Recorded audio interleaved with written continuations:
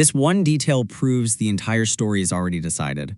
Not the executions, not the walls covered in bodies, not even the public torture designed to keep an entire nation terrified. The real horror of Gilead was hidden inside something much quieter, the moments where people stopped reacting.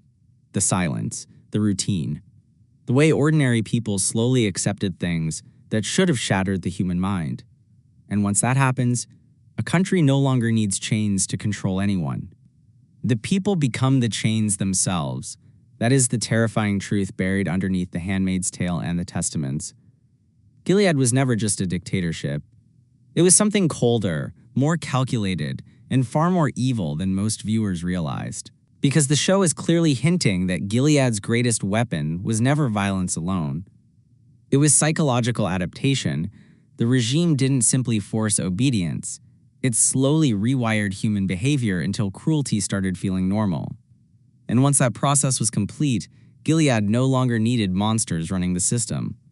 Ordinary people became capable of horrifying things without even questioning themselves anymore. That is why the world of Gilead feels so disturbingly realistic. At first glance, Gilead looks like a brutal theocracy held together through military force. Commanders issue orders, eyes monitor citizens, handmaids are enslaved, and dissenters disappear overnight. But the deeper the story goes, the more unsettling the truth becomes. Fear is only the first layer. Terror creates obedience temporarily. Gilead wanted something permanent. It wanted people to internalize the system so deeply that they would eventually enforce it on each other willingly. And the show already revealed this in countless tiny moments almost nobody noticed. Look at the ants, especially Aunt Lydia. Early in the story, it is easy to view Lydia as simply cruel, a fanatic intoxicated by power. But the deeper layers of the narrative reveal something much darker. Lydia genuinely believes suffering creates order. The beatings, the humiliation, the emotional destruction.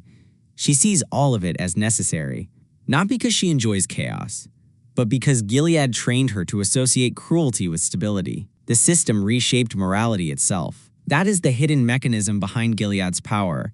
The regime does not just punish rebellion. It redefines virtue. Pain becomes holy. Obedience becomes love. Silence becomes survival.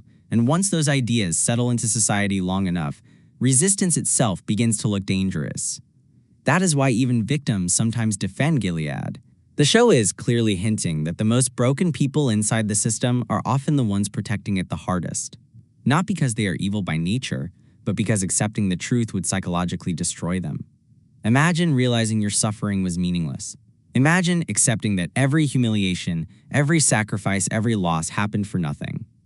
Most people cannot survive that realization emotionally. So instead, they convince themselves the system must be justified.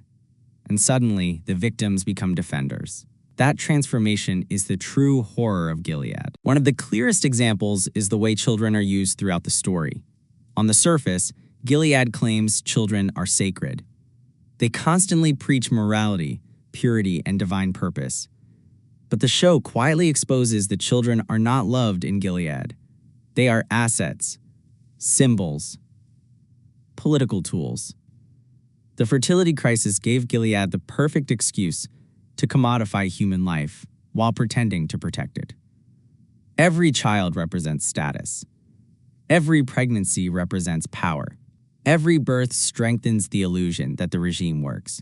And once children become symbols instead of people, morality completely collapses. That is why the wives participate in the ceremonies.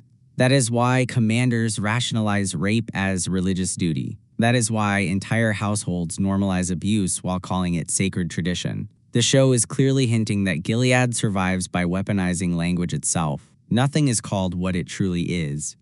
Rape becomes ceremony. Enslavement becomes service. Torture becomes correction. The regime systematically removes honest language because truthful words would expose the system instantly. And history proves this is exactly how authoritarian systems survive. The scariest part is how ordinary everything eventually becomes. People still cook dinner. They still hold conversations. They still gossip, laugh, and follow routines while living inside unimaginable horror. That contrast is what makes Gilead feel more evil than fictional dystopias that rely only on spectacle.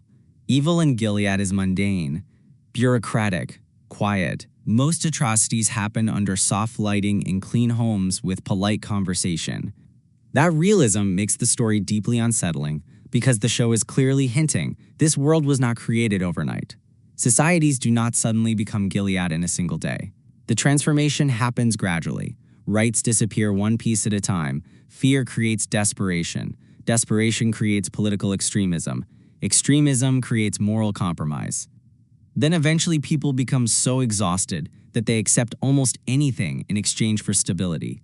That is exactly why the flashbacks are so important. Every flashback in The Handmaid's Tale feels painfully ordinary at first. Crowded coffee shops, office jobs, families arguing about politics casually, small signs everyone ignores. Then suddenly bank accounts are frozen. Women lose employment. Protests turn violent. And by the time people fully understand what is happening, escape is almost impossible. The terrifying part is how believable the progression feels. The show never portrays society collapsing through dramatic apocalypse. It collapses through normalization, through people adapting faster than resisting. And that brings us to the darkest hidden clue in the entire story. Gilead does not actually fear rebels, as much as it fears memory. That is why books disappear. That is why women are forbidden from reading. That is why information is controlled so aggressively. A society without memory becomes easier to reshape. If people cannot remember freedom clearly enough, they eventually stop fighting for it. Future generations born inside Gilead may never fully understand how much was stolen from them in the first place.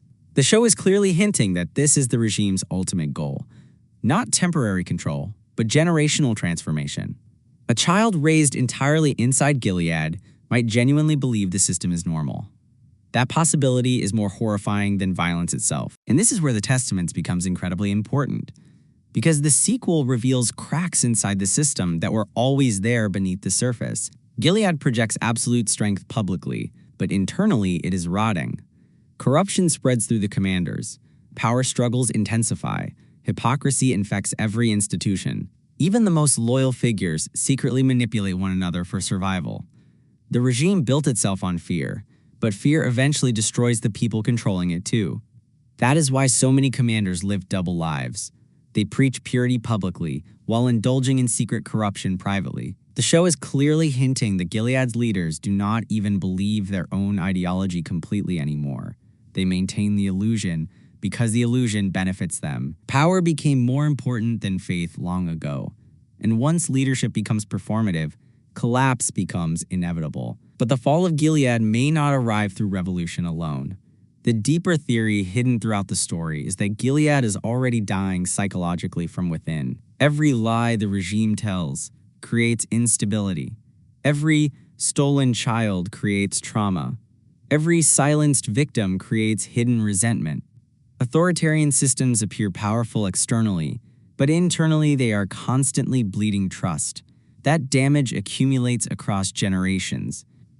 And eventually, even loyal followers begin questioning the system quietly. That is why characters like Aunt Lydia become so fascinating later in the story. Lydia understands the machinery of Gilead better than almost anyone. She knows how corruption spreads beneath institutions. She knows commanders abuse power constantly. She knows the moral foundation of the regime is collapsing. And the show is clearly hinting that people like Lydia survive because they adapt before everyone else notices the shift happening underneath the surface. But even that realization comes too late for countless victims.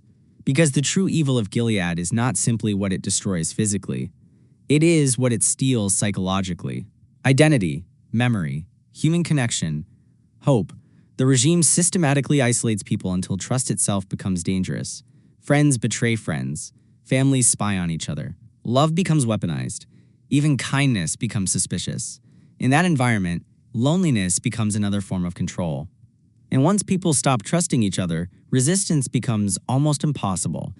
That may be the bleakest truth hidden in the entire series. Gilead understands human psychology better than its victims do. It knows exhausted people are easier to manipulate. It knows fear spreads faster than truth. It knows public punishment creates private obedience. Most importantly, it understands that people can adapt to almost anything if survival depends on it. That is why Gilead feels more evil the longer you think about it. Because the horror is not just the violence. It is the possibility that human beings really could become this numb. And the ending the story is moving toward may be far darker than viewers expect. Because even if Gilead eventually falls politically, the psychological scars may survive for generations. Children raised inside the regime will carry its ideology long after the commanders are gone. Survivors will struggle to reconnect with normal life. Entire identities were built around fear and obedience. The show is clearly hinting that escaping Gilead physically is only the beginning. Escaping it mentally may take a lifetime. And that final realization changes everything about the story. Gilead was never simply trying to conquer territory. It was trying to permanently alter human behavior itself. A system designed not just to control bodies, but to reshape thought, morality, memory, and identity until oppression became self-sustaining. That is why Gilead is more evil than most viewers realized. Because the scariest part of the entire story is not the people at the top. It is how easily the rest of society learned to live with them.